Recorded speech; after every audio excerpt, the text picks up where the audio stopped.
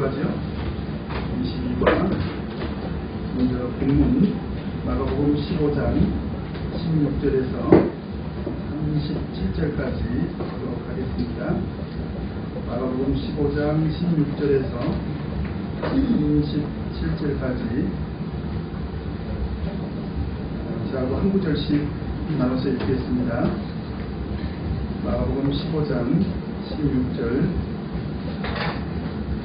군병들이 예수를 끌고 브라이도리온이라는 틀 안으로 들어가서 온 군대를 모으고 예수에게 자색옷을 입히고 가시 면류관을 엮어 씌우고 예하여 가로되 유대인의 왕이여 평안할지어다 하고 발로 그의 머리를 치며 침을 뱉으며 서로 절하더라. 희롱을 당한 후 자색옷을 벗기고 도로 그의 옷을 입히고 십자가에 못 박으려고 끌고 나가니라.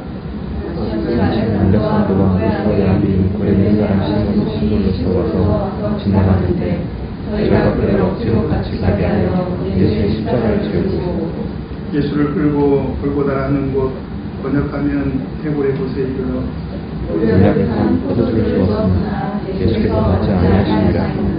십자가에 못 박고 그 옷을 나눌세 누가 어느 것을 얻을까 하여 제비를 뽑더라.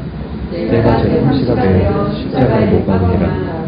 그 위에 있는 죄패에 유대인의 왕이라 썼고 왕도 둘을 예수와 함께 십자가에 못 박으니 하나는 그의 왼편에 하나는 좌편에 있더라. 지나가는 자들은 자기 머리를 흔들며 예수를 모욕하여 가로되 아하 성전을 헐고 사흘에 짓는 자여 내가 너를 구원하여 십자가에서 내려오라. 그와 같이 대제사장 들고 그들도 서기관들과 함께 희롱하여 서로 말하되 저가 남은 구원하였으되 자기는 구원할 수 없도다. 이스라엘의 왕 그리스도가 지금 십자가에서 내려와서 우리를 보고 예언자가 함께 십자가에 못 박힌 자들도 예수를 받으라. 제6시가 되매 온 땅에 어둠이 임하여 제9시까지 계속하더니 제9시에 예수께서 크게 소리 지르시되 엘리 라마 사박다니 하시니 이를 번역하면 나의 하나님 어찌하여 나를 버리셨나이까 하는 뜻이라. 곁에 섰던 자 중 어떤 이들이 듣고 가로되 보라 엘리야를 부른다 하고 한 사람이 달려가서 해유에 술집을 들고 오게 하여 갈대를 깨어마시기 가로되 가만 두어라. 엘리야가 와서 저를 내게 그냥 보자 하더라. 다같이 예수께서 음식을 드시고 오늘 시간에는 예수님께서 십자가에 못 박히시는 내용을 공부하도록 하겠습니다.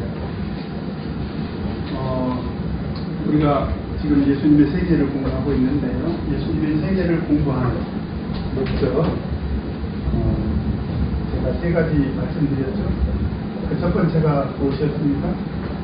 하나님의 구속. 하나님의 구속을 우리가 올바로 이해해야 된다. 그다음 두 번째는 예수님의 말씀, 메시지.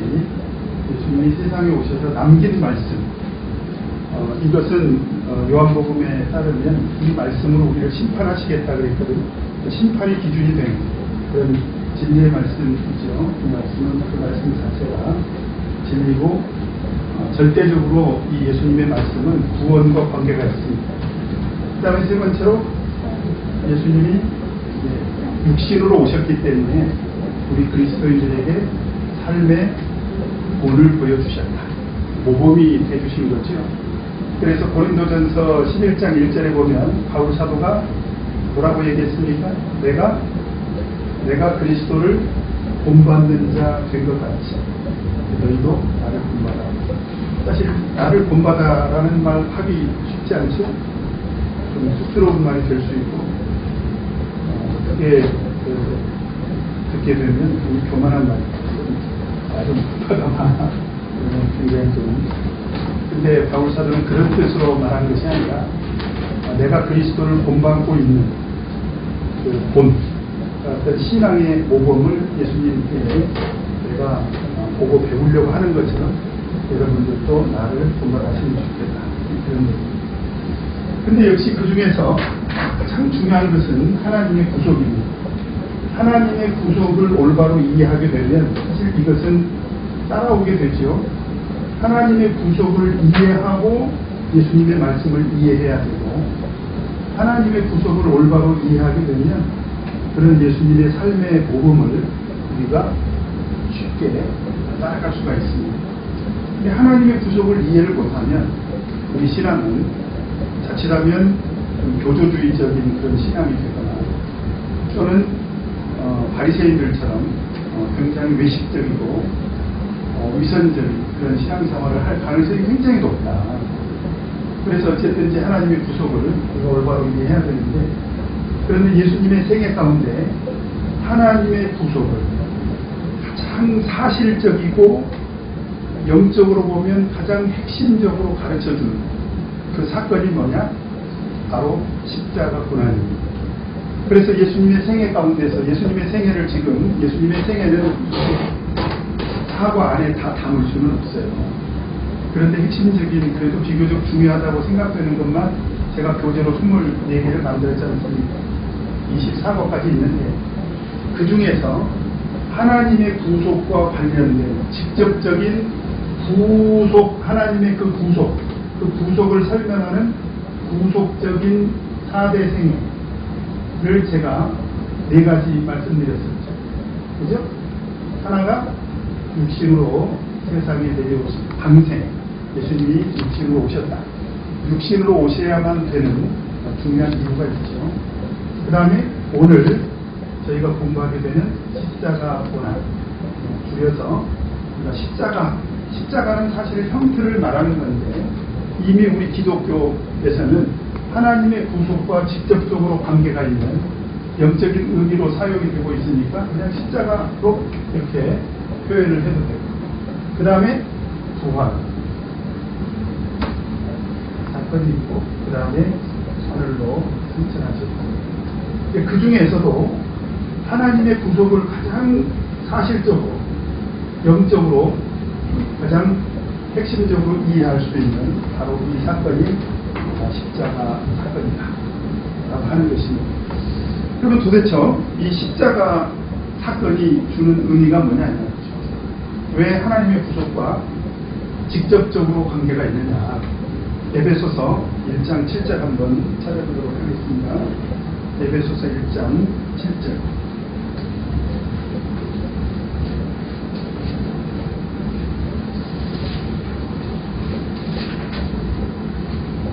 같이 한번 읽겠습니다. 에베소서 1장 7절. 우리가 그리스도 안에서 그의 은혜의 풍성함을 따라 그의 피로 말미암아 구속 곧 죄사함을 받았다시니. 구속은 누구 안에서 됐다는 거예요? 그리스도 안에서. 십자가 누가 지셨습니까? 예수님. 우리를 구원하기 위해서 누가 오셨어요? 예수님. 그죠? 예수님이 오셨고, 예수님이 십자가 지셨고, 예수님이 구원하셨고, 예수님이 승천하셨어요. 그러니까 하나님의 구속은 그리스도 안에서, in Christ, 그리스도 안에서 하나님의 구속이 성취가 됐는데, 그러면 하나님은 그리스도 안에서 어떻게 우리를 구속하셨냐? 여기서 보니까 무엇으로 인하여? 그의 피로 인하여. 그 피가 무엇을 의미하고 있습니까? 십자가를 의미하고 있습니다. 십자가 위에서 피를 흘려주셨다. 그 피가 주는 의미가 굉장히 중요하죠. 그 다음에 그의 피로 말미암아 무엇을 했다는 거예요? 그의 피로 말미암아 무엇이 이루어졌다는 것입니까? 구속이 이루어졌다. 그런데 그 구속의 의미가 뭐다? 죄사함이라는 거예요.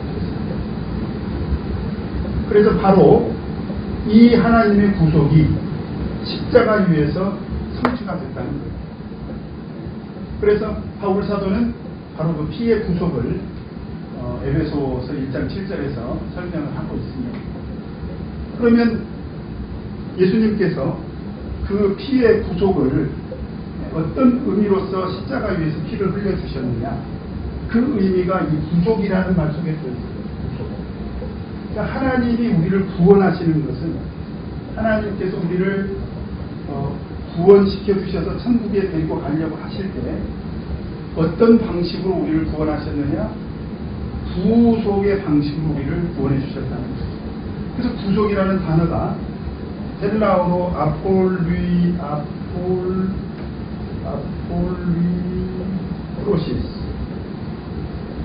우리가 사실 헬라어 몰라도 되는데 그래도 한번 좀 생각을 해본다면 이 아폴리투로시스라는 단어는 두 단어가 합성이 된 건데 아포라는 단어하고요. 그 다음에 위트론이라고 하는 단어가 합성이 돼서 부족이라는 단어가 만들어진 것입니다.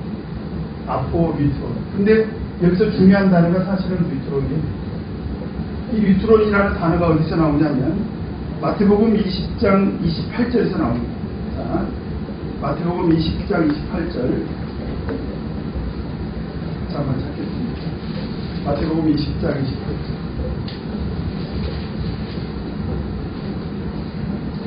하나님의 구속은 어떻게 이루어졌냐? 위트론이라는 단어로 우리가 이해할 수가 있습니다. 자, 마태복음 20장 28절 같이 읽겠습니다. 시작. 인자가 무엇은 성림을 받으라 함이 아니라 도리어 섬기라 하고 자기 목숨을 많은 사람의 대속물로 주라 함이라. 여기서 대속물이라는 단어가 나오죠. 대속물이라는 단어가 나오는데 이게 위트론입니다. 그런데 한글 성경에는 대속물 대신해서 값을 치러주시는 제물이 됐다. 그런 뜻인데 원어적인 의미는 뭐냐면 이게 속전 또는 몸값 그런 뜻입니다. 이런 단어가 왜 그때 당시에 만들어졌느냐 헬라어로 어느 그 사람이 노예로 있어요. 예를 들면 우리 죄송합니다. 맨 앞에 앉아 계시니까 세훈형제가 이제 노예가 됐어요. 근데 자기 힘으로는 평생 노예에서 벗어날 수가 없어요. 그때 노예는 자기 힘으로는 노예에서 벗어날 수가 없어요. 근데 내가 지나가다 보니까 우리 재훈이 형제는 노예로 살기는 너무 아까워. 그래서 어떻게 했느냐? 몸값을 내가 대신해서 치러주겠다. 그래서 얼마냐? 그랬더니 10억이에요. 너무 유능한 노예야. 그래서 내가 돈이 많아가지고 10억을 그 주인에게 줬습니다. 그리고 그 몸값을 쳐서 그 위트론이라고 하는 것을 내가 값을 지불해서 해방시켜주면 아폴리트로시스가 되는 거예요. 이해가 되십니까? 아포라는 말이 뭐냐면 벗어나게 하다 그런 뜻이 있습니다. 분리하다. 그러니까 몸값을 치러서 그 나를 지금 노예로 살고 있는 그 삶을 해방시켜주는 바로 그 행위가 뭐냐? 아폴리트로시스라는 거예요. 그러니까 아폴리트로시스라고 하는 구속에 이르려면 누군가는 값을 치러줘야 돼요. 누군가 값을 치러주지 않으면 바로 우리가 가게 가가지고 내가 목이 말라. 근데 아무 음료수나 갖다 먹을 수 있습니까? 그 불가능하죠. 값을 치러야 되잖아요. 값을 치러야 그 음료수를 마실 수 있지 않습니까? 바로 그 단어가 뭐냐면 아폴리트로시스라는 거예요. 값을 반드시 치러서 그 몸값을 치름으로 인해서 벗어나게 만드는 그런 행위를 우리가 구속이라고 이렇게 말하는 것입니다. 그러면 이때 누가 몸값을 지불했습니까? 예수님. 뭘로 지불했습니까? 피로 지불했다. 피로. 예수님의 피로. 그래서 우리가 예수님의 구속을 이야기할 때 피의 구속이다. 이렇게 말을 하는 거예요. 그 피로 위트론, 몸값을 지불해서 우리로 하여금 어디에 이르게 했다? 아폴리트로시스에 이르게 했다는 거예요. 그걸 구속이라고 한다. 그러니까 우리가 하나님을 통해서 구원받았다 라고 하는 그 말의 핵심은 뭐냐면 예수님이 피값으로 우리의 몸값을 지불해서 아폴리트로시스에 이르게 했다. 구속에 이르게 했다. 그래서 그런 말들이 성경에는 참 많이 나옵니다. 우리 사도행전 20장 28절 참 외기가 쉬워요. 마태복음 20장 28절, 사도행전 20장 28절 장절이 같죠? 사도행전 20장 28절 같이 읽겠습니다. 시작. 성령이 거대 가운데 너희로 감독자를 삼고 하나님이 여기서 보니까 하나님이 자기 피로, 자기 피죠. 왜냐하면 예수님은 자기니까. 예수님은 하나님 당신이시잖아요. 그는 근본 하나님의 본체시라고 했잖아요. 하나님 당신 스스로가 자기 피로 사주셨다는 거예요. 그 피값으로 우리를 사주셨다. 그런 말씀이고, 또 고린도전서 6장 20절 한번 보도록 하겠습니다. 고린도전서 6장 20절. 고린도전서 6장 20절 같이 읽겠습니다. 시작.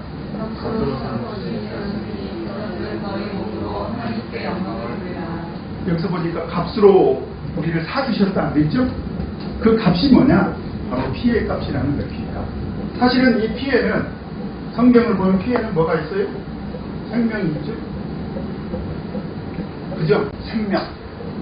그러니까 사실은 이 피값에는 하나님의 생명의 값이 들어있는 거예요.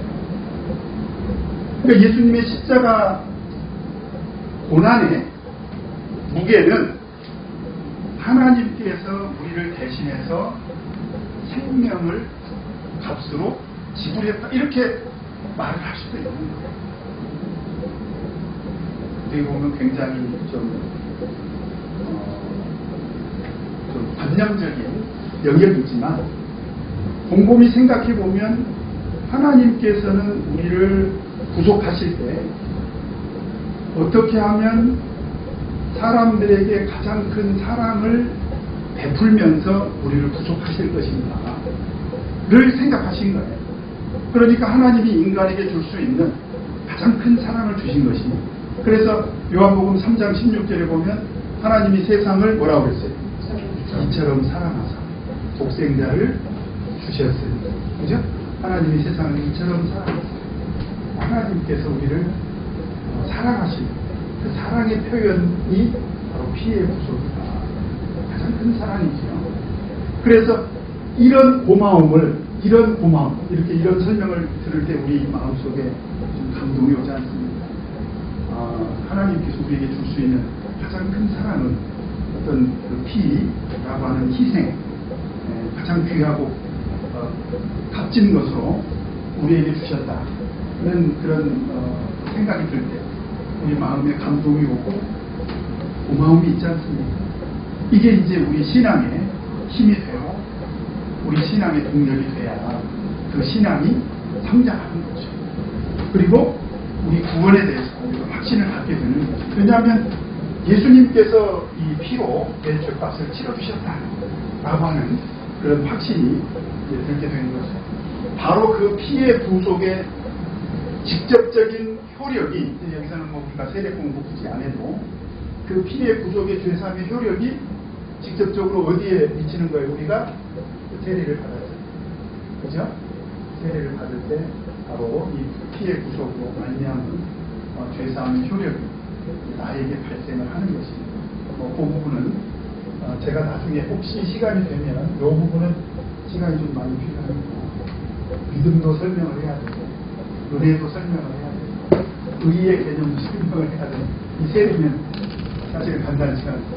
그래서 직접적으로 이 세례를 통해서 죄사함. 사도행전 2장 38절 다 아시죠?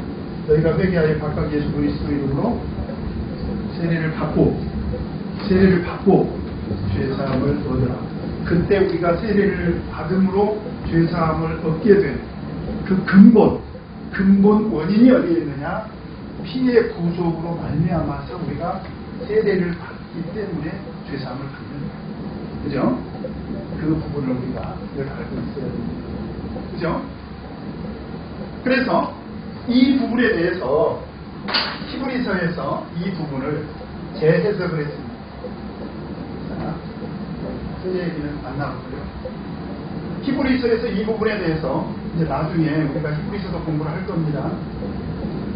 히브리서는 하나님의 구속을 이해하는 데 굉장히 중요한 책입니다. 로마서, 갈라디아서, 히브리서, 야고보서 이런 것들이 다 상호적으로 하나님의 구속을 상호적으로 접근해서 하나님의 구속을 완전체로 만들어주고 있어요. 그런데 히브리서에서는 이 부분의 십자가로 이룬 피의 구속에 대해서 두 가지로 우리에게 정리를 해주고 있는데요. 첫째는 이 구속은 완전한 구속이라는 거예요. 완전한 구속.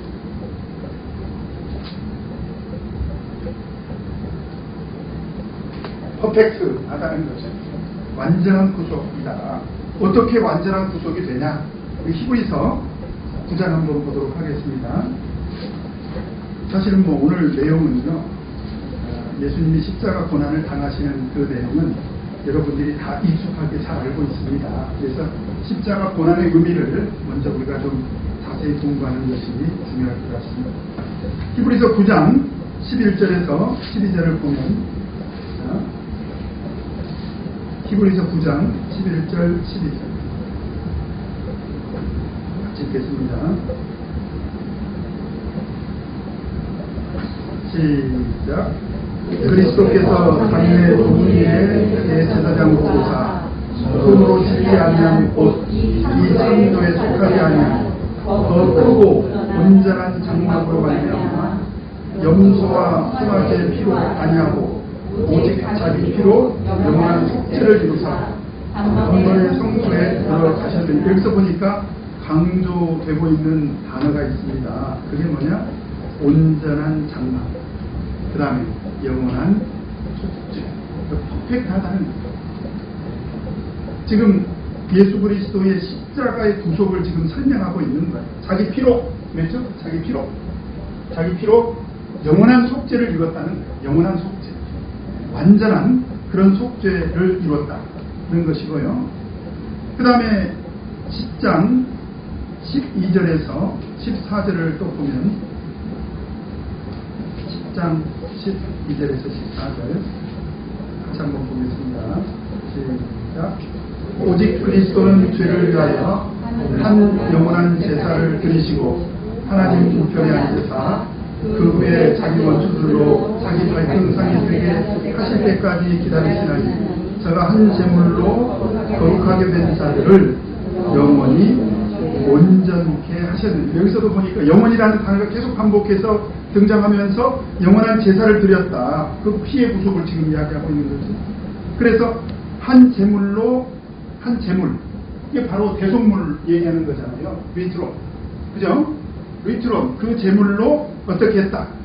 영원히 온전케 하셨다. 퍼펙트한 그런 제사를 드렸다 라고 하는 것입니다. 그래서 두 번째로 우리가 하나님의 구속을 또 다른 영적 의미를 찾는다면 그게 뭐냐?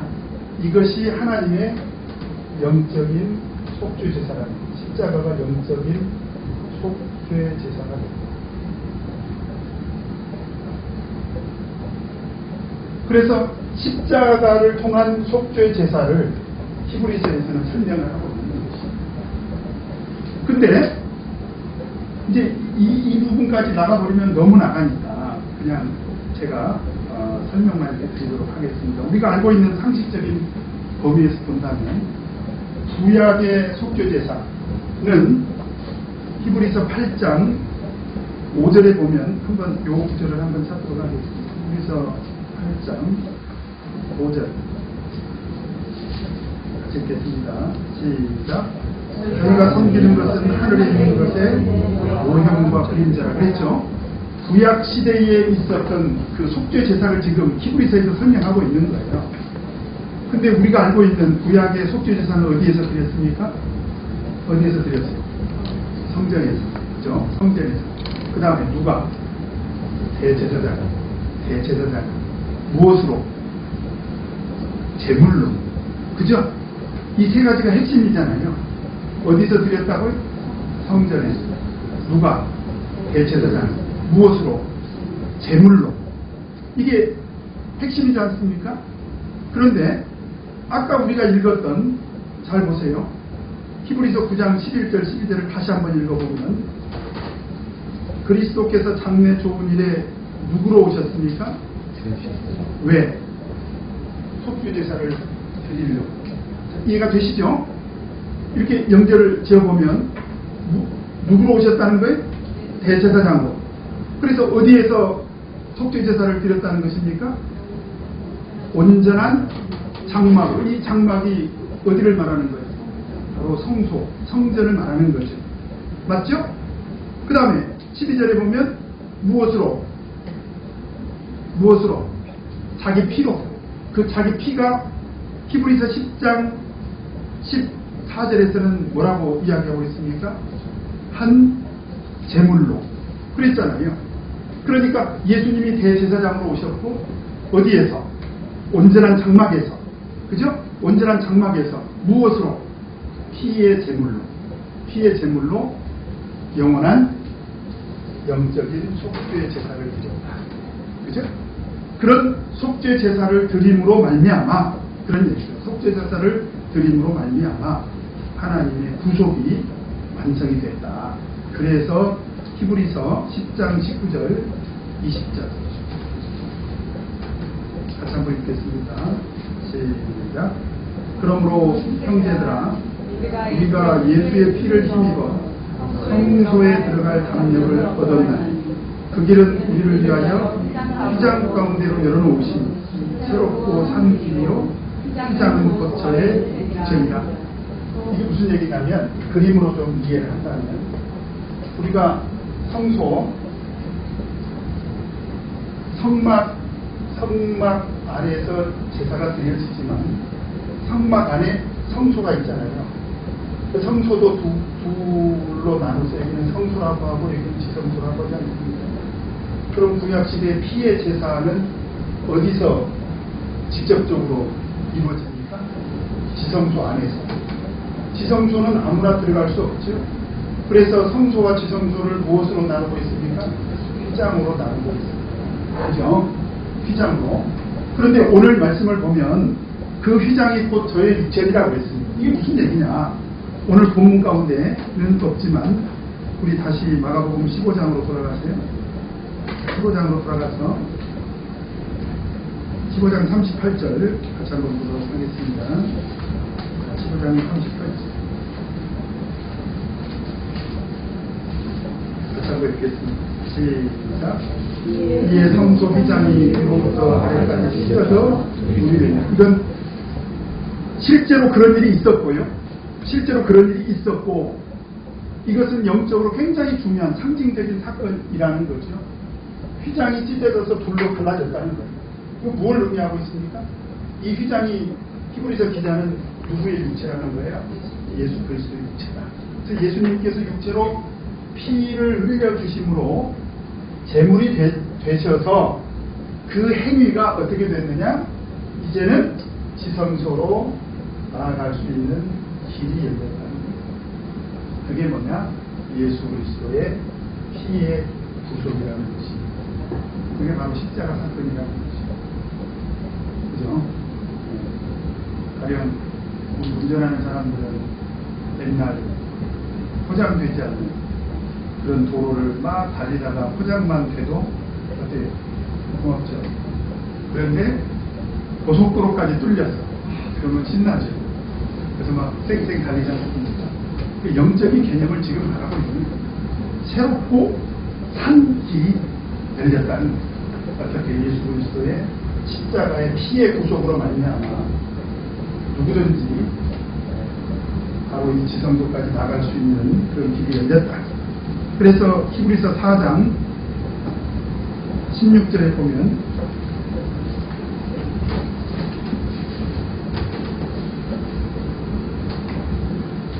읽겠습니다. 시작. 그러므로 우리가 은혜하심을 받고 때를 따라 얻는 은혜를 얻기 위하여 은혜의 보좌 앞에 담대히 나아갈 것입니다. 때를 따라 우리에게 은혜가 필요할 때가 많이 있지 않습니까? 그럴 때 은혜의 보좌 앞에 담대히 나아갈 것입니다. 여기서 은혜의 보좌가 무엇을 말하냐면 시은좌를 말합니다. 은혜의 보좌는 시은좌, 은혜를 베풀어 주는 것. 여러분들이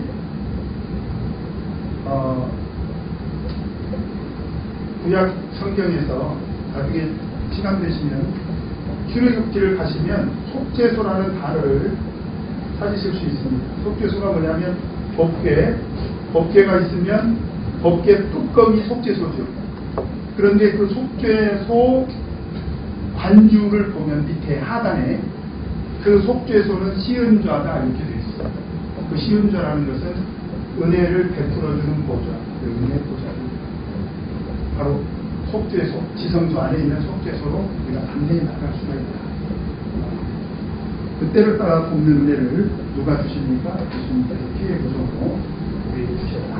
바로 예수 그리스도의 십자가의 피해 구속은 완전한 구속이고 우리를 위해서 드려진 영적인 속죄 제사가 된다. 바로 그 부분이 십자가 사건이 우리에게 주는 영적인 교훈이다 라고 하는 것입니다. 자, 그것을 이해하고 우리 같이 오늘 본문 내용을 공부를 해보도록 하겠습니다. 우리 마가복음 15장으로 돌아가서 1번 같이 한번 읽겠습니다. 1번 시작. 이제 영적으로 보면 이게 핵심이에요. 예수님께서 십자가에 달리셔서 이제 우리를 대신해서 윗드론이 되셔가지고 그 몸값을 지불하신 바로 그 사건이 이제 핵심인데, 이제 성경이 우리들에게 가르쳐주는 또 한 가지 영적인 교훈이 뭐냐면 그 희생이 너무 고귀하다는 거예요. 너무 고귀하다. 왜? 예수님은 누구십니까? 빌립보서 2장 5절에 뭐라고 되어 있어요? 그는 근본 하나님의 본체십니다. 생각해 보세요. 우리를 구원하기 위해서 세상에 오신 것만 해도 고마운데, 그죠? 그렇잖아요. 우리를 구원하기 위해서 세상에 오신 것만 해도 고마운데, 우리 죄값을 십자가 위에서 또 치러주시려고 하시는 것만 해도 너무너무 황송한데, 그런데 그냥 십자가에 가셔가지고 십자가에서 매달려가지고 돌아가셨다. 사실 그 사실 한 가지만 우리가 생각해도 너무 고마운데, 사실은 그런 과정 속에서 예수님은 이로 말로 할 수 없는 고난을 또 겪었다는 거예요. 그게 뭐냐? 바로 희롱입니다. 희롱. 여러 가지 종류의 희롱을 당하고 있는데, 재판 과정에서도 희롱을 당했습니다. 재판 과정에서도 우리가 뭐 거꾸로 돌아가서 그 내용을 공부할 필요는 없을 것 같고요. 그리고 이제 재판이 끝났지 않습니까? 그래서 이제 사형 선고, 예수님은 이제 사형 선고를 받으셨어요. 그래서 사형 선고를 받고 이제 십자가를 지기 위해서 그 형틀로 이동을 해야 됩니다. 그래서 그 형틀로 이동하기까지 과정에서 어떤 희롱을 당하셨는가? 제일 먼저 보니까 군병들이 등장을 합니다. 군병들. 여기서 보면 16절에 군병들이 그랬죠? 군병들. 여기서 군병들은 총독 군병이고, 그러면 로마 군병이라고 봐야 되겠죠? 그래서 제일 먼저 예수님께 어떤 옷을 입힙니까? 자색 옷을 입힙니다. 자색 옷. 이거를 마태복음 27장 28절에서는 홍포라고 되어 있습니다. 홍포. 같은 말이죠. 자색. 홍. 붉은 홍자죠. 그래서 자색 옷을 입혔는데 왜 자색 옷을 홍포를 입혔을까요? 지금 예수님이 그 26절을 보면 죄패에 뭐라고 썼다고 되어 있습니까? 유대인의 왕이다. 이것은 예수님을 유대인의 왕으로 인정해서 한 말입니까? 그렇게 예수님이 주장을 했기 때문에 그 죄값으로 예수님이 죽는다는 말입니까? 그렇게 예수님이 주장을 했기 때문에 예수님은 죽임을 당한다 라고 하는 죄목을 말하는 것입니다. 그러면 예수님을 왕으로, 유대인의 왕으로 지금 인정하고 있는 거예요? 인정하지 않고 있는 것입니까? 사실은 예수님은 유대인의 왕으로 주장해 본 적이 없어요. 예수님이 뭐라고 말씀하셨습니까? 내 나라는 세상에 속하지 않았다라고 말씀하셨잖아요. 분명히. 내 나라는 세상에 속하지 않았다. 사실 예수님이 뭐 대한민국의 대통령으로 오신다고 한들 이상하지 않죠? 그러나 예수님은 그런 식으로 세상에 와서 왕 노릇을 하려고 하신 적이 한 번도 없는데, 근데 그들은 예수님께 그 죄를 뒤집어 씌워가지고 예수님이 유대인의 왕이라고 주장을 했다고 해서 결국 그 죄패에다가 죄목을 유대인의 왕이다 이렇게 쓰고 예수님을 십자가에 매달았다는 거예요. 그런데 그 사실을 놓고 지금 자색 옷을 입혀준 것은 뭐냐? 바로 당신이 왕이라고 했잖냐 이 말이죠. 근데 이 홍포는 그때 당시에 그 역사적인 배경을 보면 로마 군병들이 입었던 그런 군인들이 왜 겉옷으로 홍포를 이렇게 두르지 않습니까? 여러분들 그 로마 시대 영화 같은 거 보면 로마 군병들이 갑옷을 입고 갑옷 위에다가 이렇게 홍포를 이렇게 두르지 않습니까? 망토처럼. 그 홍포를 입혀준 거예요. 그런데 값비싸고 좋은 홍포를 입혀줬을까요? 아니면 무더기 같은 홍포를 입혀줬을까요? 틀림없이 무더기 같은 그런 홍포를 입혀줬을 것입니다. 이게 무슨 얘기냐면 희롱할 목적으로 입혀줬다는 거예요. 그러면서 그 자색 옷을 입히고 그 다음에 또 무엇을 씌워줬습니까? 가시 면류관을 씌워줬습니다. 가시 면류관. 면류관은 누가 쓰는 거예요? 왕이 쓰는 거죠. 이것도 역시. 그런데 왜 가시 면류관을 만들었습니까? 그것도 역시 희롱하기 위해서. 그런데 제가 이스라엘에 갔을 때 그 가시나무를 봤더니요, 이 가시 하나가 어마어마하게 커요. 그래서 이 가시를 엮어가지고 머리에다가 씌웠을 때 그냥 씌웠겠습니까? 탁 눌렀겠죠. 우리가 영화 같은 데 보면 막 예수님의 머리에서도 막 피가 철철철 흐르지 않습니까? 그러니까 그런 가시로 만든 면류관을 씌워주고, 그리고 어떻게 했습니까? 어떻게 했어요? 15장 18절에 보면 예하여 가로되 그랬죠? 예를 갖췄다는 거예요. 예를 어떻게? 우리가 그 영화 같은 데 보면은 그런 로마 시대에 황제 앞에서 황제가 나타나면 예를 갖추는 이런 동작들이 있지 않습니까? 뭐 손을 이렇게 손동작을 취해가지고 이렇게 한다거나 무릎을 탁 꿇는다거나 이렇게 경배하는 그런 그 동작들이 있지 않습니까? 그래서 마태복음 27장 29절을 보면 시간 관계상 찾지 않겠습니다. 무릎을 꿇었다고 되어 있습니다. 무릎을 꿇었다. 그러니까 예수님 앞에 와가지고 예수님께 그런 홍포도 입혀주시고 다시 면류관도 쓰게 하고 그리고 나서 그 앞에서 무릎을 탁 꿇어서 이렇게 하는 이런 동작을 취했는데 왕으로 대우해 주는 거예요? 아니면 왕이라고 했다고 해서 지금 조롱하는 것입니까? 조롱했다는 것입니다. 지금 예수님은 하나님이시고 우리를 구속하기 위해서 세상에 오셨는데 정말 이런 거짓 말하자면 거짓으로 지금 예를 갖추는 거잖아요. 그 모멸감을 느끼게 하려고 그렇게 한 것입니다. 그리고 말로 뭐라고 합니까? 18절에 유대인의 왕이여 평안할지어다. 그때 당시 일반적으로 황제에게 하는 말이 황제여 평안할지어다 이렇게 한 것이 가장 극진한 인사였다는 거예요. 그래서 여러분들 뭐 이탈리아 말로 아베 마리아 그런 말이 있죠. 아베 마리아. 그때 그 아베가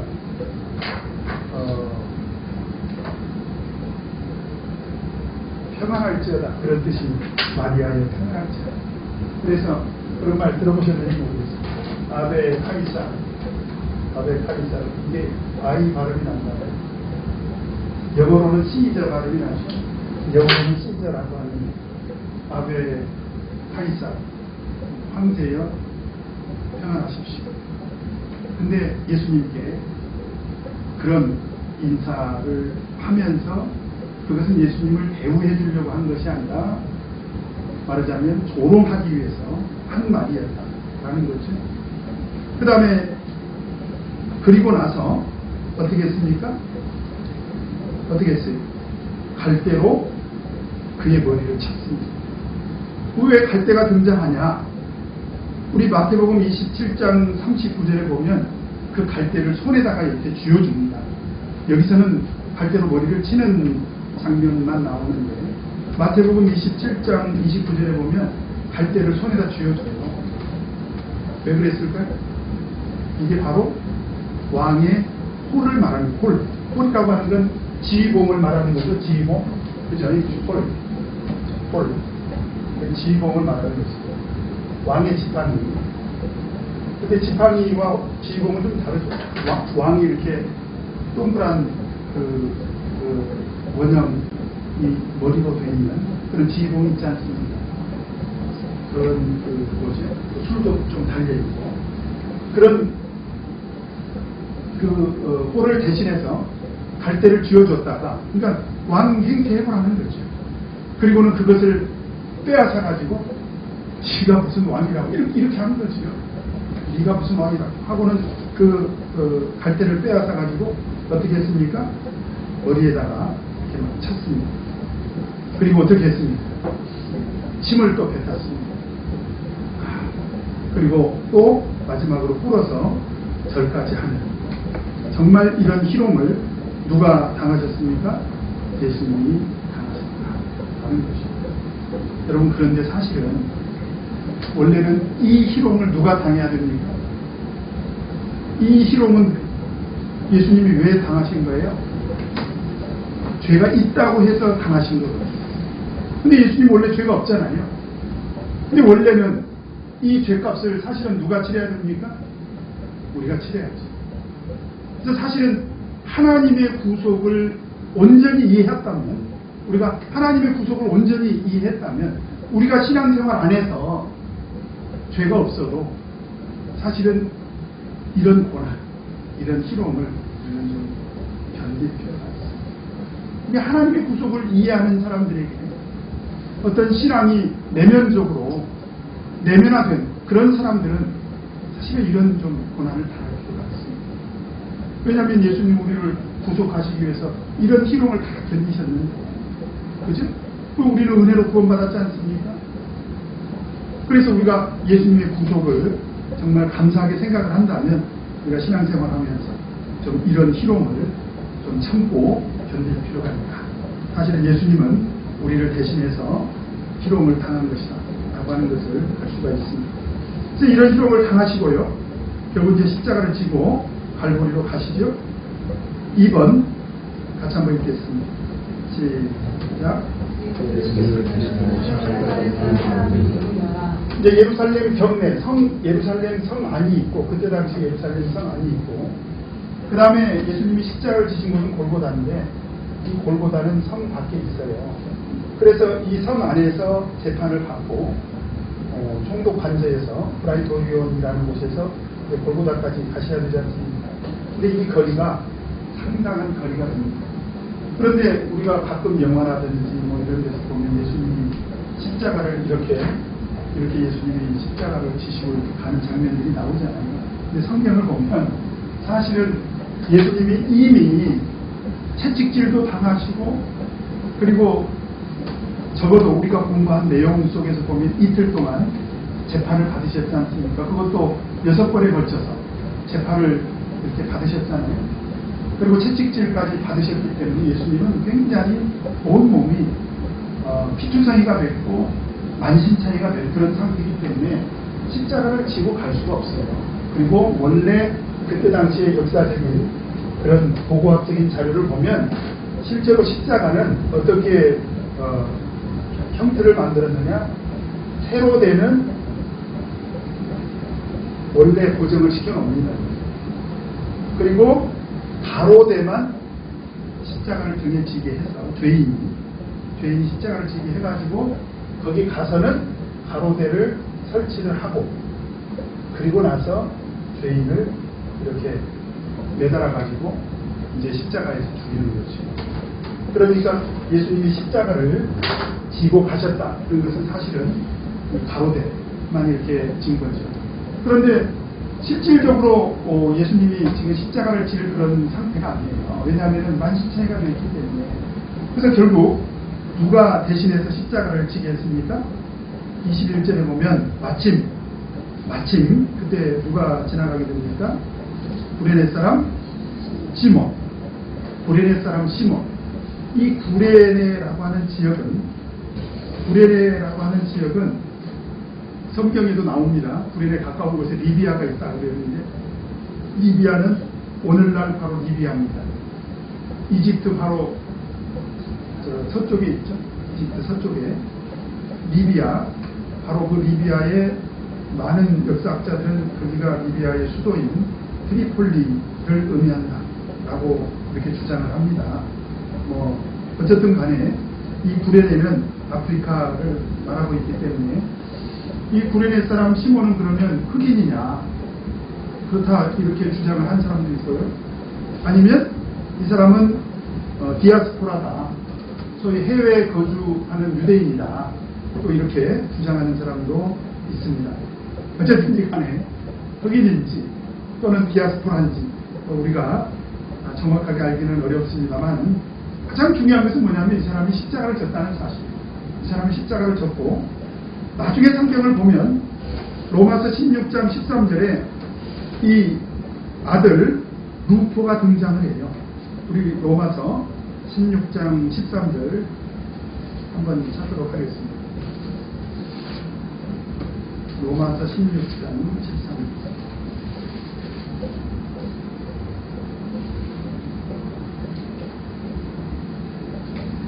읽겠습니다.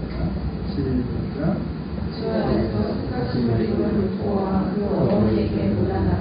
여기서 보면 루포가 등장하지요.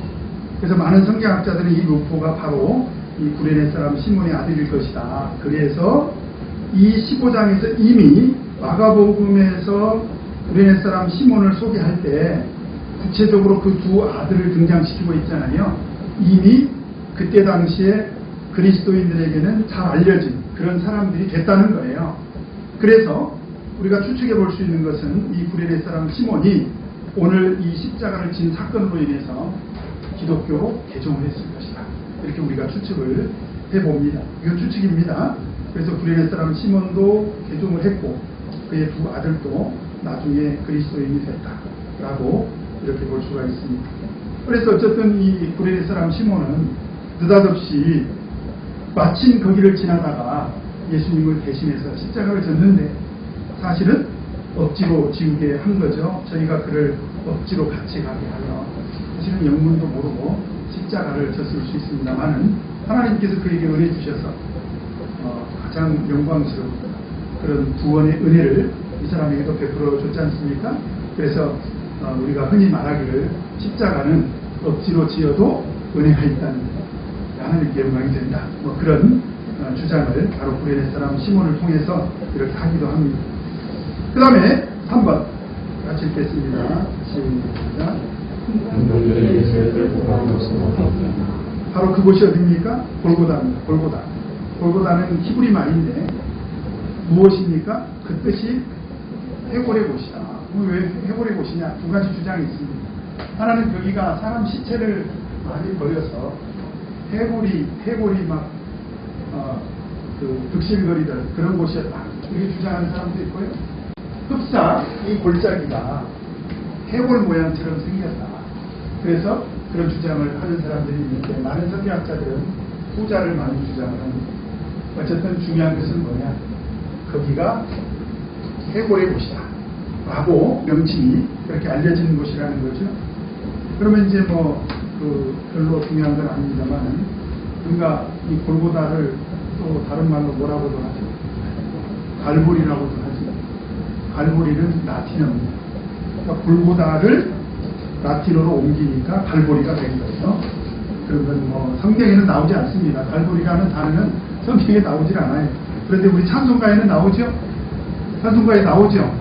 네, 우리 복음성가는 갈보리 십자가 이렇게 나오잖아요. 그거는 바로 우리 기독교 문화가 라틴어 영향을 받았기 때문에 라틴어에 등장하는 그런 단어입니다.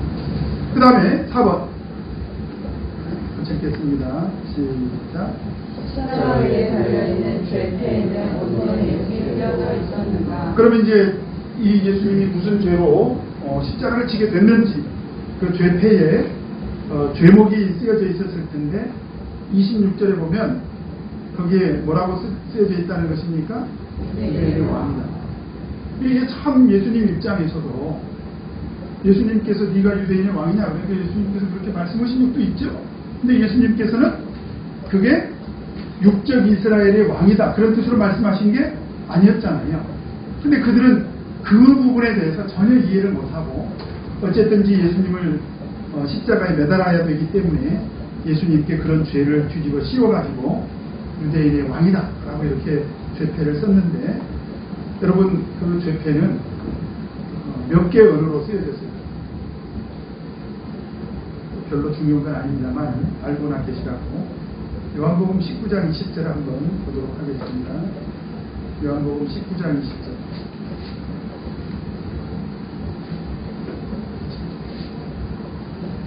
요한복음 19장 20절. 같이 읽겠습니다. 시작. 예수의 무섭신 곳이 성에서 가까우로 왔다는 유대인이 패를 입는데 히브리와 언어와 헬라어로 쓰여졌다. 자, 그 죄패는 몇 개 국어로 기록이 되어 있습니까? 3개 국어, 히브리어, 로마, 그리고 헬라어 이렇게 기록이 되어 있습니다. 별로 중요한 건 아니지만 우리가 평소에 잘 몰랐을 수도 있다는 생각이 들어서 소개를 했습니다. 그 다음에 5번 읽겠습니다. 시작. 십자가를 달리신 예수에게 사람들은 어떤 유혹을 하였는가? 자, 이제 예수님께서 십자가에 달리시기 전에 로마 군병들에게 희롱을 당하셨지 않습니까? 그리고 십자가에 달리고 나서도 사람들이 끊임없이 예수님을 조롱을 하는데, 그 중에 한 사람들이 누구냐? 29절에 보면 지나가는 사람들이, 이 지나가는 사람들이라는 것은 뭐냐면 예수님에 대해서 직접적으로 이해관계가 없는 그런 사람들까지도 그런 얘기입니다. 예수님을 직접적으로 예수님과 이해관계가 없는, 그냥 어떻게 보면은 방관자들, 그냥 지켜보고 있는 그런 사람들까지도 이제 예수님을, 정작 예수님이 십자가에 이제 매달리게 되니까, 그죠? 그 사람들이 이제 조롱을 하기를, 뭐라고 조롱을 하냐면, 아하, 그랬죠? 아하, 이거는 의성어지요. 그래서 감탄사입니다. 아하, 성전을 헐고 사흘에 짓는 자요. 왜 이렇게 예수님을 조롱할까요? 이 말은 누구 입에서 원래 나온 말이에요? 예수님 입에서 나온 말입니다. 그죠? 자, 우리 요한복음 2장 18절에서 22절 한번 보도록 하겠습니다. 요한복음 2장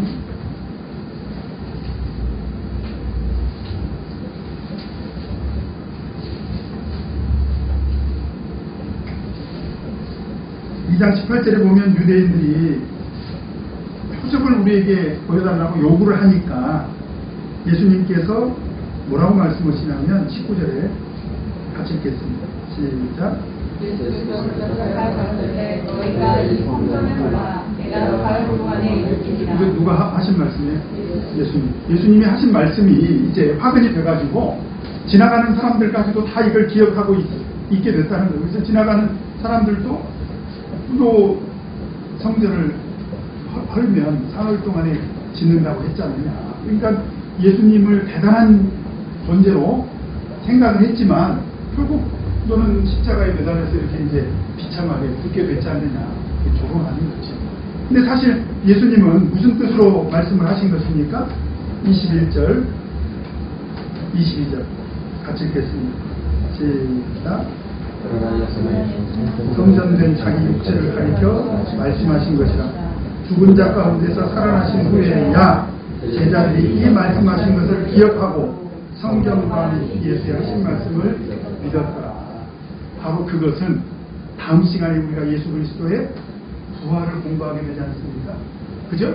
바로 그 예수 그리스도의 부활, 십자가의 고난과 그 부활 사이에 있었던 바로 그 사건, 3일 동안 장사됐다가 3일 만에 부활하신 바로 그 사건을 예수님께서 설명하려고 하신 말씀이고, 마태복음 12장에도 보면 사람들이 표적을 구하잖아요. 그리고 예수님께서 악하고음란한 세대가 표적을 구하지만 너희들에게 보여줄 표적이 없다. 그러면서 요나의 표적 외에는 보여줄 표적이 없다. 그래서 인자는 요나와 같이 뭐라고 했어요? 3일 3야를 땅속에 있으리라 그랬지 않습니까? 바로 그것은 예수님께서 십자가에서 고난을 당하시고 무덤 속에 3일 만에 계시다가 3일 동안 계시다가 3일 만에 부활하실 것을 사실은 말씀을 한 건데, 그 말이 그 사람들에게는 공격의 빌미가 돼서 그죠? 우리 사실은 예수 믿는 사람들은요, 우리가 믿음으로 한 모든 말들이 나중에는 다 부메랑이 돼가지고 다 어떻게 돼요? 공격의 비유가 아닙니다. 예를 들면, 예수 믿으면 우리가 건강하게 잘 살 수가 있어. 우리 이제 전도할 때 이렇게 이야기하지 않습니까? 경우형제들이 아니고 그런 관념이 있죠. 예수 믿으면 건강하고 잘 살 수 있어. 근데 보니까 그렇게 나한테 떠들고 다녔던 사람이 어느 날 암에 걸려가지고 죽어가고 있으니까 와가지고 예수 믿으면 건강하게 오래 산다며 이런 말을 할 수 있다 이거죠. 그죠? 우리는 믿음으로 한 말이잖아요. 믿음으로. 그리고 우리는 꼭 그렇게 예수 믿어서 건강하게 잘 살려고 그런 말을 한 것이 아니라 우리를 책임져 주시는 하나님의 능력을 믿기 때문에 우리는 그 믿음으로 한 말인데, 믿음으로 한 말까지도 그 말을 들었던 사람은 나중에 꼭 공격을 하더라고요. 그러니까 오늘 예수님은 그런 뜻으로 하신 말씀도 아니고 영적인 그런 사실을 이야기한 겁니다. 지나가는 사람들조차도 뭐라고 지금 비난하고 있습니까? 성전을 헐고 사흘에 다시 짓는 자. 그러면서 하는 얘기가 뭐예요? 네가 너를 구원하여 십자가에서 내려와라. 어떻게 해서 그런 성전을 헐고 헤롯은 46년 동안 아까 우리 요한복음 2장에 보면 46년 동안 지었던 그 성전을 3일 만에 짓기 때문에 그러면 십자가 위에서 한번 내려와 봐라. 예수님은 그런 능력이 있을까요? 없을까요? 있죠. 그렇게 하시면 하나님의 구속은 우스갯거리가 되는 거죠. 그렇게 하시지 않죠. 근데 어쨌든 그런 상태에 있는 예수님의 그런 깊은 의도를 모르고 지나가는 사람들까지도 희롱을 했다. 뿐만 아니라 또 누가 희롱을 합니까? 31절에 보면 대제사장들과 서기관들이 등장을 하죠. 이들은 누굽니까? 예수님을 십자가에 매달도록 결정적인 역할을 한 종교 지도자들이죠. 그런 종교 지도자들도 종래는 자기들이 결국 예수님을 십자가에 매달아 놓고 한다는 말이 뭐냐? 저가 남은 구원하였으되 자기는 구원할 수 없더라. 이게 무슨 얘기입니까? 3년 6개월 동안 예수님이 죽은 자도 살리고 또 병 걸린 자도 고쳐주고 이렇게 남은 구원을 했는데 종래는 결국 자기는 자기를 구원하지 못해서 십자가에서 매달려서 저렇게 비참하게 죽어가는 것을 지금 또 조롱을 하는 것입니다. 그 다음에 또 누가 조롱을 합니까? 32절에 보면 누가 조롱을 해요? 함께 십자가에 못 박힌 자들도. 이 못 박힌 자들이 누굽니까? 강도죠, 강도. 강도 둘이 예수님을 욕합니다. 여기서 한 가지 우리가 좀 궁금한 것은 강도 둘 중에 한 사람은 구원을 받잖아요. 좀 모순적이죠? 이제 모순적인 게 아니라 우리가 사복음서를 보면 앞으로 시간 되면 여러분들의 이런 부분은 사복음서를 다 이렇게 한 페이지에다 놓고 그 사복음서에서 공통된 부분을 이렇게 뼈대로 놓고 그 사이사이에다가 순서를 이렇게 정해보면 이런 것들은 어렵지 않게 뭘 발견할 수가 있냐면 초기에 지나가는 사람들, 대제사장, 서기관들이 비난할 때는 같이 싸잡아서 강도들도 비난을 했어요. 근데 나중에 강도 둘이 대화를 합니다. 예수님이 십자가에 매달려서 했던 말을 들어요. 예수님이 십자가 위에서 감동적인 말씀들을 쏟아놓잖아요. 남을 원망하거나 자기를 조롱하는 사람들에게 막 욕을 하거나 그런 게 아니고 십자가 위에서 어떤 말들을 합니까? 저들의 죄를 사하여달라. 이런 거룩한 기도를 하잖아요. 그런 얘기를 들으면서 강도 중에 한 사람이 감동을 받습니다. 그리고 예수님께 자기 영혼을 맡기죠. 그래서 네가 오늘 나와 함께 나홀에 있으리라. 예수님께서 그를 구원해 주시죠. 바로 그런 내용은 여러분들이 다 잘 알고 계시니까 누가복음 23장 39절에서 43절까지 내용을 보면 바로 그런 내용이 기록이 되어 있습니다. 참고를 하시고요. 자, 그러면 예수님은 자 보세요. 이 십자가는 잘 보세요. 온 인류를 구속하시려는 얼마나 지금 거룩한 행위고, 아까 제가 이거는 정말 거룩한 행위고 하나님의 가장 큰 사랑이고, 그죠? 예수님의 이 희생은 가장 고귀하다, 뭐 이 세상에 가진 그 좋은 수식어를 다 갖다 붙여도 아깝지 않을 그런 구속의 행위인데, 정작 그 십자가의 현장은 우리가 볼 때 적어도 우리가 가서 있었다면 이 십자가, 예수님이 십자가 지신 이 현장은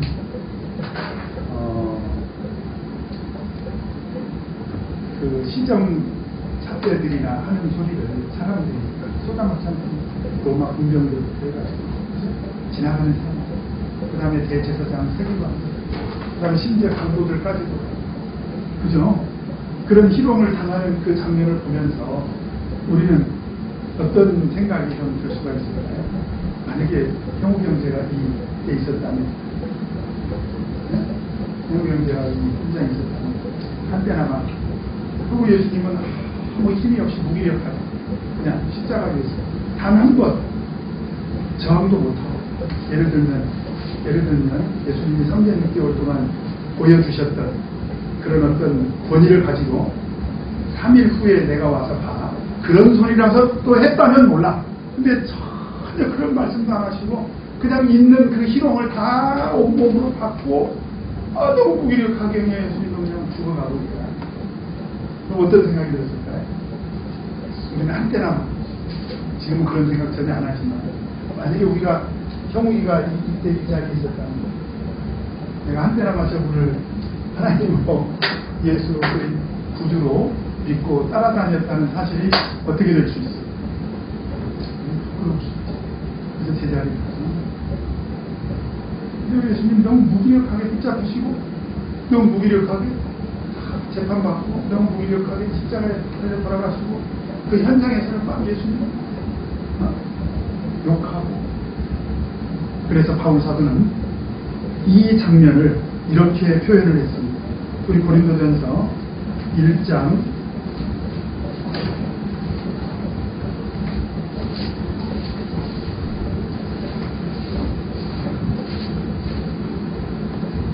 18절.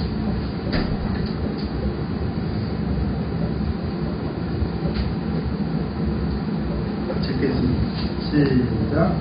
십자가의 고가 멸망하는 자들에게는 뭐라고 했어요? 미련한 것이다. 근데 구원을 얻는 우리에게는 뭐라고 했습니까? 우리는 비로소 이걸 알고 있기 때문에 이런 얘기를 들을 때마다 우리는 하나님의 구원의 권능을 막 느끼게 되지 않습니까? 근데 구원을 못 얻는 사람들 입장에서 보면 예수님께서 이렇게 그냥 그 아비규환의 현장에서 너무 무기력하게 십자가에서 매달려서 그냥 돌아가시고 그랬다는 건 얼마나 미련한 것이냐 말이죠. 그래서 23절에 또 이렇게 표현합니다. 23절에 같이 읽겠습니다. 시작. 우리는 십자가에 못 박힌 그리스도를 전하니 유대인에게는 뭐예요? 왜 유대인들에게는 거리끼는 것이 됐습니까? 십자가에 매달도록, 그리고 십자가에 매달린 예수님을 막 욕하고 침뱉고 조롱하고 다 누굽니까? 유대인들이잖아요. 그 다음에 이방인에게는 뭐라고 했습니까? 제가 그런 게 어딨냐 하는 거예요. 그런데 놀랍게도 예수님은 이 십자가로 온 인류를 구속하시는 그 구속을 완성하셨다라고 하는 것입니다. 감사하죠? 우리는 그걸 항상 잊지 말고 마음속으로 기억을 해야 되겠습니다. 자, 그 다음에 6번 같이 읽겠습니다. 시작. 자, 예수님이 이제 십자가에 매달리시니까 몇 시에 매달리셨습니까? 3시면 오늘날로 하면 6시간을 더하면 몇 시죠? 9시입니다. 아침 9시에 십자가에 매달리셨고요.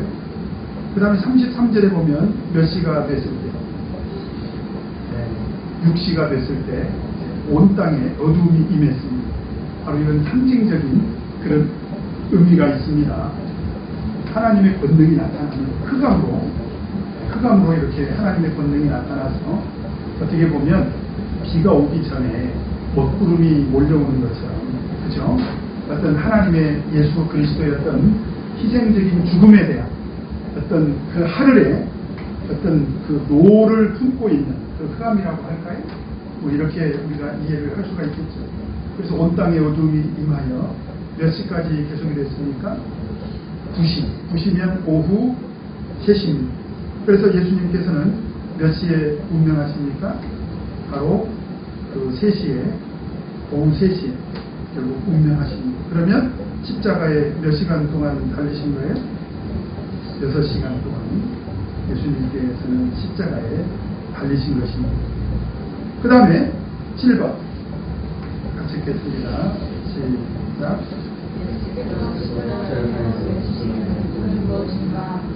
오늘은 뭐 시간 관계상 이걸 다 제가 찾지는 않겠습니다.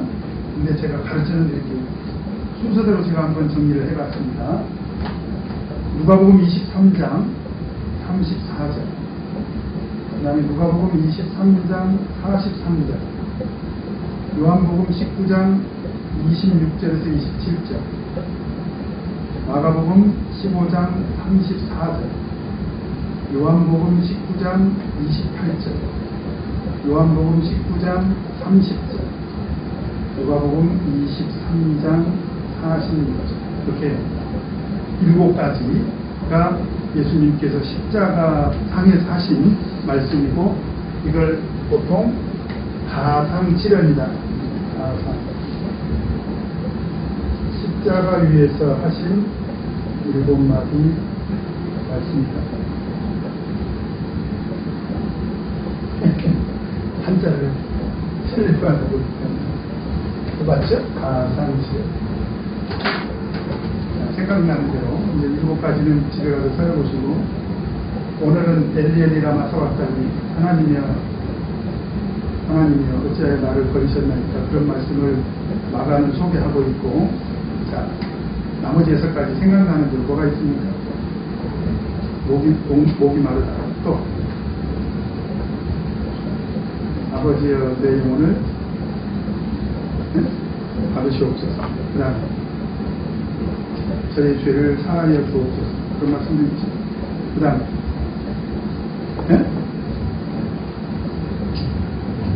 그 4가지 나왔으니 엘리엘리라마 사박다니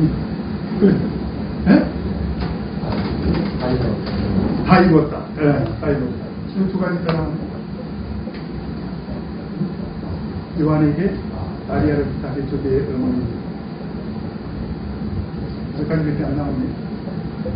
1가지가 뭐죠?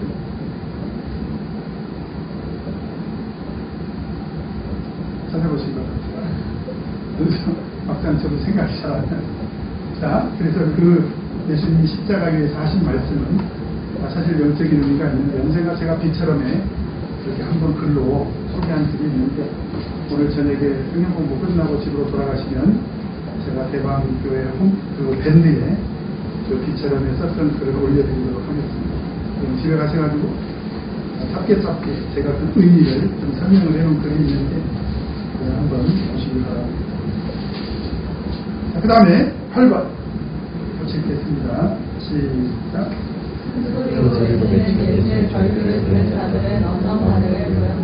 예수님이 뭐라고 외치셨다고요? 엘리 엘리 그랬잖아요. 엘리 엘리. 이 엘리라고 하는 말은 하나님이요, 그런 말이죠. 엘리 하나님이잖아요. 하나님이요 이렇게 부르짖고 있는데, 밑에 있는 사람들은 뭐라고 들었다는 것입니까? 36절에 보니까 엘리야를 부른다. 왜 예수님은 엘리야를 부른 적이 없죠? 그런데 듣는 사람들이 왜 그렇게 생각을 했을까요? 그렇게 생각한 이유가 있습니다. 말라기 4장 5절 한번 보도록 하겠습니다. 말라기 4장 다시 한번 읽겠습니다. 말라기 4장 5절.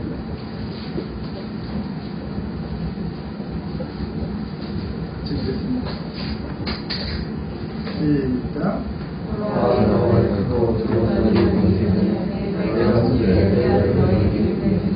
자, 크고 두려운 날이 이르기 전에 엘리야를 다시 보내리라. 분명히 하나님이 약속하셨죠. 그죠? 그리고 성경을 보면 이 엘리야가 굉장히 좀 특별한 인물인데, 죽음을 보지 않고 하늘로 승천했잖아요. 그래서 이스라엘 사람들은 엘리야가 반드시 오실 것이다. 그런데 오리라 한 그 엘리야가 누구라고 예수님께서 가르쳐 주셨습니까? 마태복음 11장 14절에 보면 오리라 한 엘리야가 바로 누구라고 했어요? 세례 요한이다. 그죠? 네, 그런데 듣는 사람들은 이제 그게 생각이 난 거예요. 말라기 4장 5절의 말씀이 생각이 났기 때문에 예수님께서 엘리야를 부른다라고 이렇게 생각을 했지만 사실은 예수님은 엘리야를 부른 것은 아니죠. 그죠? 그래서 엘리야가 와서 나를 지금 구원해달라 이렇게 예수님이 외쳤다고 그들은 오해를 한 거예요. 근데 그건 아니더라는 거죠. 그래서 36절에 보면 보라 엘리야를 부른다 하고 한 사람이 달려가서 해융에, 그래서 이제 바다에서 나는 스펀지 같은 그런 그 해초를 가지고 가서 신포도주를 머금게 해서 갈대에 흘려가지고 예수님께 억지로 다시 갔지요. 그리고 결국 예수님께서 큰 소리를 지르시고 운명하셨습니다.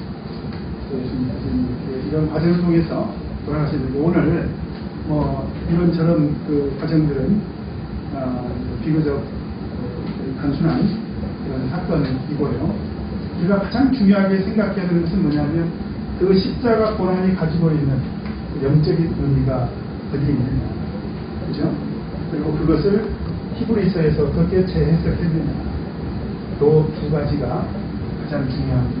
예수님의 그 십자가는 하나님의 구속의 핵심이다. 그래서 예수님이 세상에 오신 목적이 뭐죠? 마태복음 1장 21절에 보면 그 이름을 예수라 하라 그랬잖아요. 이는 저가 자기 백성을 저희 죄에서 구원할 자이십니다. 그러면 죄에서 구원하실 때 어떤 방식으로 구원해 주셨느냐? 대신 값을 치러줘서 죄사함 받게 했다는 거예요. 이게 하나님의 구속입니다. 그러니까 하나님의 구속은 그냥 우리를 단순하게 데리고 천국에 데리고 가는 것이 아니라 천국에 데리고 가는 과정에서 하나님의 구속의 경륜은 어떻게 나타나느냐?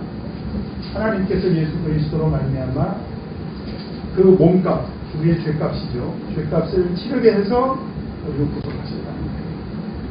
바로 그것이 우리가 하나님의 구속인 것을 깨닫게 되면 우리 마음에 감동이 옵니다. 그리고 감사하는 마음이 생기죠. 그리고 예수 그리스도를 위해서 내가 희생하고 헌신하는 것이 전혀 억울하지가 않습니다. 일생 동안 사는 동안에 우리 신앙의 목표가 분명해지죠. 우리가 하나님의 구속을 이해하게 되면 그렇게 되더라는 거예요. 그래서 예수 그리스도의 십자가의 의미를 우리가 올바로 깨달았을 때 우리가 하나님의 구원을 확신을 갖게 되고 우리 신앙이 성장할 수가 있게 되는 것입니다. 바로 그 내용. 사실은 이 십자가 사건 이거 하나 배우기 위해서 우리가 예수님의 생애를 공부했다. 이렇게 말씀을 드려도 과언이 아닐만 오늘 십자가 사건은 대단히 중요한 그런 사건이다. 라고 말씀드릴 수가 있습니다. 자, 우리 내 삶에 적용하기로 넘어가 보도록 하겠습니다. 45쪽 내 삶에 적용하기 1번 다시 한번 읽겠습니다. 시작. 예수께서 예수님을 만나다가 이방인들이 너와 분명들에게 또는 이를 원하시기 위해 저소라에게 무엇을 하셨습니다.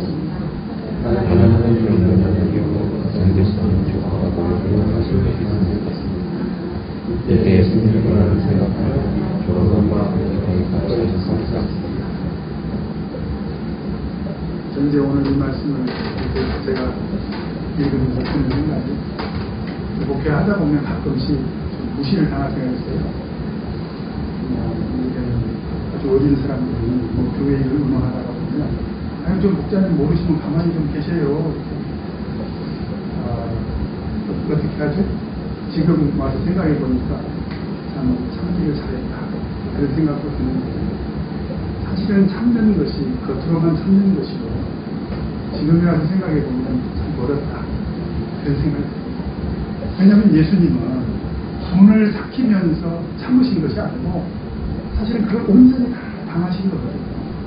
근데 우리는 아이고 이러면서 참거든. 그건 참는 게 아니에요. 사실. 그러니까 우리는 정말 예수 그리스도의 십자가의 예수님의 고난, 그리고 그 고난당하는 과정에서 예수님께서 어떤 수모를 당하시는지 우리가 묵상을 해야 돼요. 늘 묵상을 해야 돼요.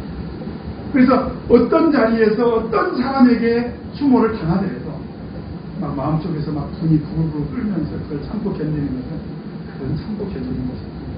그죠? 그래서 예수님의 구속을 우리가 늘 마음속에 묵상하면 아마도 어느 누구에게인가 당하는 그런 조롱과 모욕, 수모를 참고 견딜 수 있는 것이 아닙니다. 저처럼 아직 멀었다 이렇게 되면 곤란하겠죠? 그 다음에 2번 같이 읽겠습니다. 시작.